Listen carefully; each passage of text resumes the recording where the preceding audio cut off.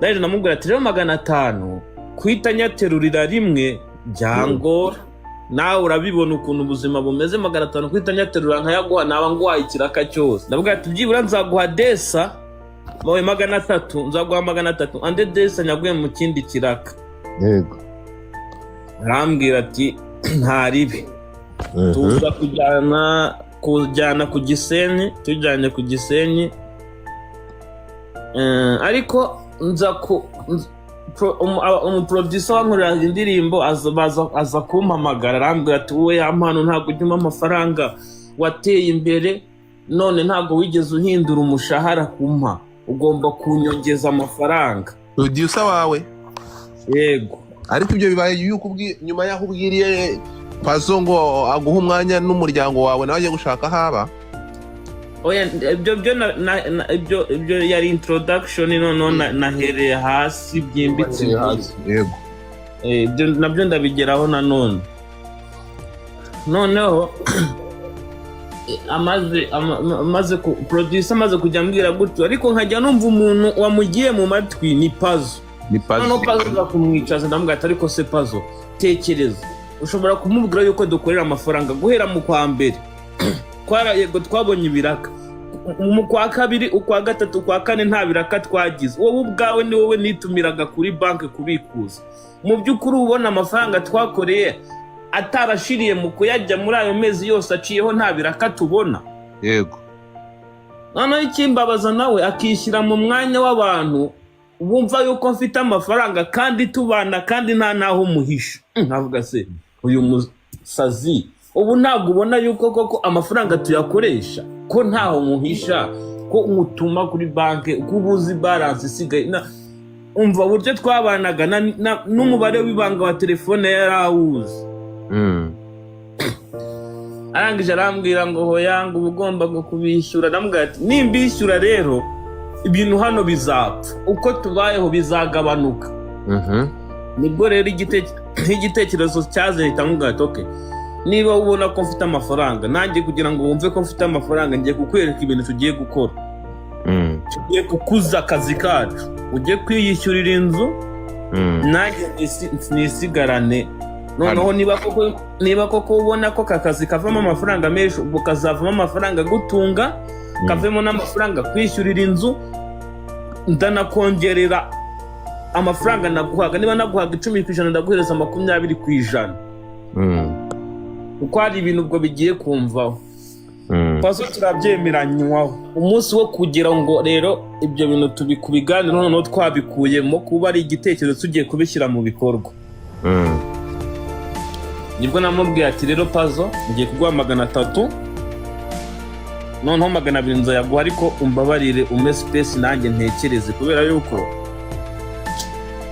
iyo kuri hano urambika ntabwo dusura ngo bikunda birumvikana turakumva reka turabantu bakuru birumvikana kuri bangara byandastanding arangije arambwira ati hoya nta kibazo noneho kugira ngo mpave nuko ugomba kumpereza 500 byuzuye nkava hano mbifite ubwo niba tuzuye nta kintu tuvugana ndangije tambaza Pazo ndamubwira ati ariko Pazo wibuka yuko ayo mafaranga ndi kuguha atari ideni turi kubyibuka neza ko amafaranga atari ideni ahubwo ari favor kugira ngo nawe udasubira mu buzima wahozemo ahubwo uhita ukodesha yawe nzati yego none se waretse gutuma nkaho mpanikisha ko nzi yuko 300 birakunda kubinde kwa twabaze ko bikunda waretse kumpanikisha ahubwo ugashyira mu gaciro nawe kejo bundi muri weekend dufite ikiraka ko nzagwa izo desa zisigaye uri kunsariza iki urarinda utuma nkora mu mafaranga ngiye kwishyura nzi ngo nyaguhe ubwo rero ntabwo nkwiye gusohoka muri iyi nzu ngo rindira icyo kiraka kirangire mbone kugenda mbona byabaye intambara nahise ninjira mu nzu fata telefone ubwo nahise mwohereza 200 yari asigaye arangije itambwira ati mu gitondo ndagenda ubwo buzinduka mu gitondo haba umuganda ndabyuka mbona aracyahari ndamwihorera ngigeze nko nimugoroba mbona ahamagaje umushoferi wadutwaraga araje ashyiramo varisi aragiye atanansezeye hadaciye iminsi 3 nagiye kubona mbona ndi kumwe na papa cyangwe screenshot z'amavideo ngo nambaye ubusa bazohereje papa cyangwa ndavuga ati reka mu mutwe wanjye nahise mvuga ati umuntu izi video umuntu wagiraga access muri telefone yanjye ni Pazo. Ubwo Pazo ni izi video uzitanze. Pazo mpamagaye nsanga yamborotse. Nibwo namwe nahise mbona live icicikanye ndavuga ati izi video noneho njyewe izo video ntago makana ko nari nzifite ariko mu mezi nari narazisibye muri telefone yanjye mu mezi nka 3 yarashize. Kumba ubwo Pazo we izo video yari yarazisavinze kuri telefone yiwe. Batangira kumwereza n'izindi screenshot z'amavideo ye. Urumva umuntu telefone n'amabanga menshi abarimo. Sanga telefone yafashe kopi ya telefone ayimurira muye. Nuko rero byagenze birangira bibaye gutyo nyine. Nukuvuga ngo niba numvishe neza ibiriya bintu yafashe Jesus Christ. Yafashe telefone yawe ayikorera kopi muye. Yego. Hanyuma kubera ko kubera ko YouTube no kumpostingira ama video email yanjye yari iri muri telefone ye. Ubwo Google Photos ya rero niyo yishyizemo email ibintu byose biri muri kuri email bita amafoto ahitazaho. Ubwo bishatse kuvuga ko nyine kubera ko yari afite login za email zanjye ibintu byanjye yari abifite. Nuko byagenze. Pole sana. Ugomba kumenya ntabwo as long video yagize access kuri telefone yawe kuko gufata video na bira bintu twabonye ngiye bya ibora narabibonye ndapfusha bora ibintu ntashobora kugira hari ntashobora gushyira hanze hari n'ibintu ntashobora kugira abantu wigeze ubona bivugaho nabinyuraga hejuru nuko ndapfusha. Nyuma yaho waje kuganira nawe cyangwa byarangiye uko? Byarangiye gutyo ngewe rumva nabuze ikindi kintu mvuga nahise mbase uyu muntu ubundi ndavuga iki nawe ubundi ko ntabwo wagiye kwishinganisha kuri RIB. Wagiye kwishinganisha kuri RIB. Urabibasobanurira. You are safe. Ibintu bimeze fresh. Ni ukuvuga ngo hagize ikintu kijya hanze kiguharabika ibyo yabigize cyabahita muzirika. You're good. Naho telefone twese telefone zacu zose urumva ibintu birimo biteye ubwoba ku buryo udashobora kugira biramutse igiye mu ntoki z'undi muntu bikajya hanze na chat zanjye nawe n'izundi uwo ari we wese ntabwo ari izo kujya ku karubanda. Hari ibiganiro biri hagati y'abantu babiri telefone ibitse ibintu byinshi niba yarayisesirira akakorera kopi ariko se ya mwana tugarutse gatoya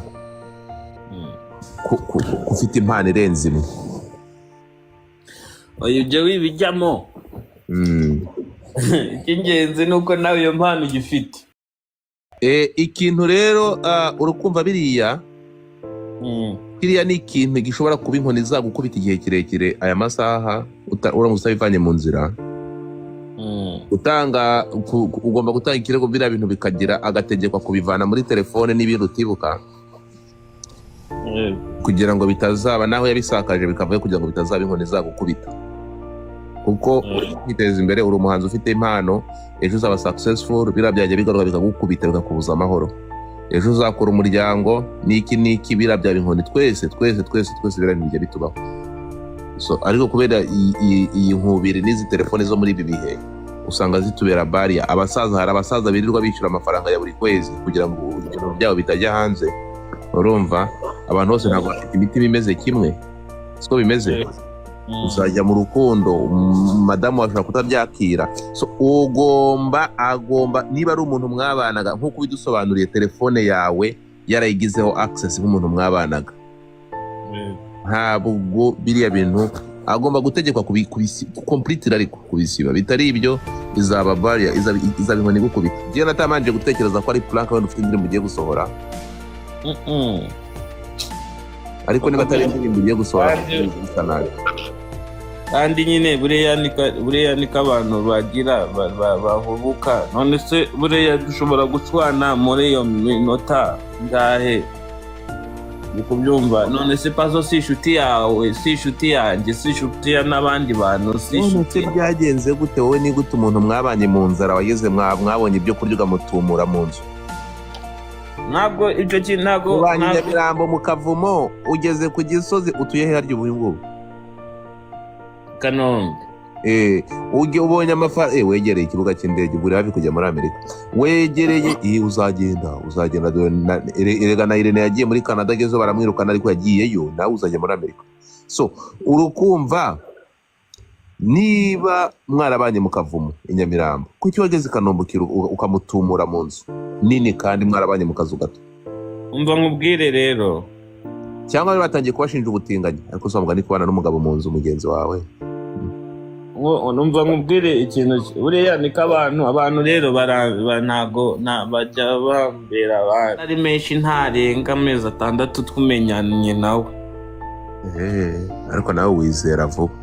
Umuntu umenye mu mezi 6 afata telefone yawe igiraho access buri kintu kimwe. Ukuntu byagenze sinakubwira twahuye, ngiye telefone yanjye yarapfuye, biba ngombwa yuko ibintu byanjye hafi ya byose bikurikiranira muri telefone yiwe. Amakuru avuga ko se Pazo yashaka kurya umugore wawe, ibyo byaba bifitanye isano n'ukuri? Oya, ntabwo ari byo. Nase ni gute umudamu yari gutungwa n'abagabo 2 mu nzu, abana n'abagabo 2 mu nzu, umwe atari uwe? Wari ufite rezo ahantu ubundi inzu ukuntu yari isetinze nta hantu byari bihuriye. Ikintu nanze ni ukumva yuko mfite meze nk'ufite kampani. Buriya mwari mufite dushe imwe? byari bitandukanye cyane. Mwahuriraga mu gikoni? Twahuriraga muri salo. Ngahibaze rero madamu yagiye kureba ka televiziyo, wagiye muri studio, Pazo nawe akabyuka yambaye box, agasanga madamu mu gatenge, yayimushinga ko yayimetarikosha. Warebye kure. Ni isomo ry'ubuzima, trust nobody. Ntabwo ugomba kugira wizera ibintu by'ibanga, umuntu yakurimba yakukunkumura. Ntabwo yampano yigeze niri na rimwe, ariyo mpamvu nshaka kushishikariza no kubwira buri wese uri hano, nkakubwira ko yampano ni victime, yampano yaragambaniwe, arandarikwa, araharabikwa. Ibi ngibi ndashaka